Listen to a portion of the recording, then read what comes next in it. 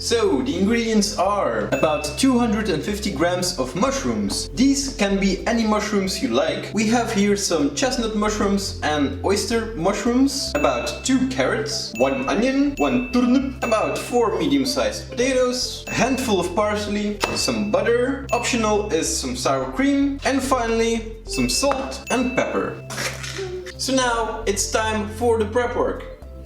There we go. As you can see, we've cut everything up into small cubes and we've sliced up the mushrooms into a little bit bigger chunks because they shrink when you fry them. So now we can start cooking. First, we're going to fry the mushrooms. Take a pan and put a good amount of butter in there.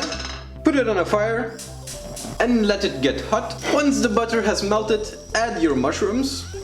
Give everything a good stir and let them fry until they become nice and golden brown.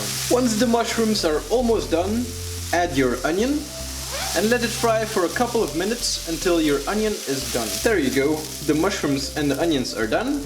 Now set them aside. Now again, take a pan and put it on a fire. Put some butter in there and let it melt. Once the butter has melted, add the potatoes, the turnip and the carrots. Give it a good stir. Let everything fry on a medium to medium-low fire for about 10 to 15 minutes. So, when the potatoes and the carrots are almost done, when you can press your spatula through them but they're not quite done, add your mushrooms back into the pan. Lower the fire to low. Season them with some pepper and some salt to taste. Give it another good stir.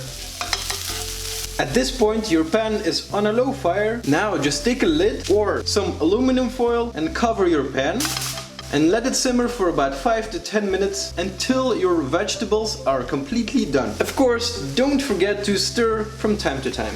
So after 10 minutes everything is practically done. Add the parsley.